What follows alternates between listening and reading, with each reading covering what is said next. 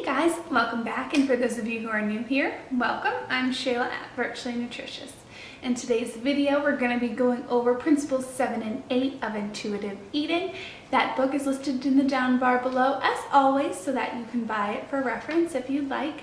Like I said in previous videos, this book really changed the way I viewed healthy eating, even as somebody who was studying nutrition dietetics in college. It really changes your whole viewpoint on dieting and the approaches we have towards eating. So before I get into all the fun content of this video, just wanted to remind you guys to hit that red subscribe button below, and after you do so, that little bell icon that's next to it, just click on that if you want. That will notify you whenever I post a new video. And also, while you're at it, just give me a like so that I know you guys do enjoy these types of videos going forward. So without further ado, let's get right into the video. So the two principles we'll be talking about today, Principles 7 and 8, are cope with your emotions without using food and respect your body. Now, if you know anything about me, I don't know how much I've talked about this before, but I am an outpatient clinical dietitian as well as an inpatient clinical dietitian. But in my outpatient experience, I do primarily see eating disorder patients. Now, that doesn't just mean the traditional anorexia nervosa or bulimia nervosa. That's also binge eating disorder as well as, eating disorder not otherwise specified. So these principles definitely hit home for me and really impact the way I counsel my patients. Cope with your emotions without using food. That is huge. And unfortunately, I don't want to say we all, but a lot of us do it. When we're happy, we eat. When we're sad, we eat. When we're stressed, we eat. When we're super excited, we eat. Or when we're anxious, we eat. Or, if you're on the other end of the spectrum, when any of those emotions occur, you don't eat. And so it can really build this really negative relationship with food. And intuitive eating is all about building a more positive relationship with food and the way it affects your body. So finding positive ways to cope with emotions, whether those are good emotions or bad emotions. If you're stressed out, go for a walk. Do some yoga. Those adult coloring books, amazing. Something that will take your mind off of the fact that your first instinct is to go to food. So it's not to say, just do something to ignore those emotions. No, sit and think about them. And that's why something like yoga is so beneficial, and going for a nice long walk or calling a friend and talking about these emotions and really dealing with them and processing them, saying, okay, I'm really stressed today. Why am I so stressed? Okay, well, work was really tough and I have a lot of things due coming up and I feel like I have no time. Okay, well, once you process that and break it down, okay, let's make a to-do list, and then it will seem much more manageable, and let's just plan out my week. And that way, you're avoiding using food as a coping mechanism and actually doing something that's proactive towards getting this emotion out of your heart and your head. So that is a huge piece of the puzzle, is coping with your emotions using anything but food. Not anything but food, but not using food, A lot of people see food, I know, and especially in the disordered eating pattern behavior, people see food as something they can control. So when everything feels crazy in their life, they turn to their food, when really that's not the case at all. And that's an eating disorder controlling your food. That's not you actually being in control at all. So reframing it and thinking, I do have control over a lot of things in my life, and I do have control over how I let things impact my mood. Some crazy person on the street calls you an awful name or makes a comment about your appearance. Remind yourself, nothing I do or say can make anybody do or say anything.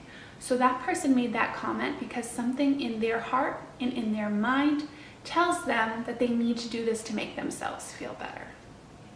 Because you can stand in front of somebody's face and yell, hit me, hit me, hit me, over and over and again. And until that person feels like in their heart they want to do that, they're not going to.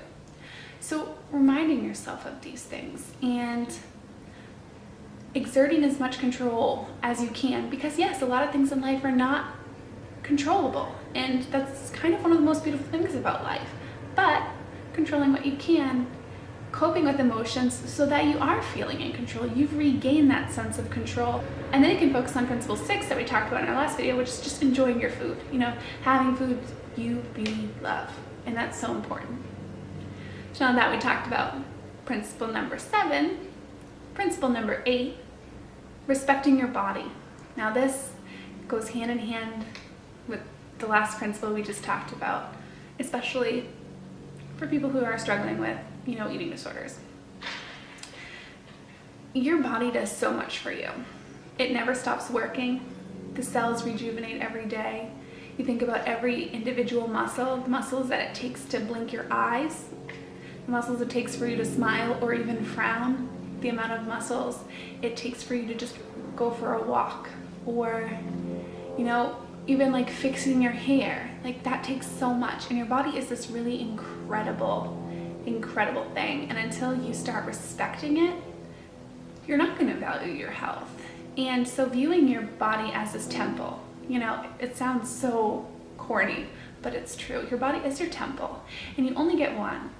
And when this one's all gone, you have no place else to live. So you have to treat it well. You know, it's like treating the planet well. When you want to recycle and you buy a low emission car and things like that, you know, why don't you treat yourself that well? Put good things into your body.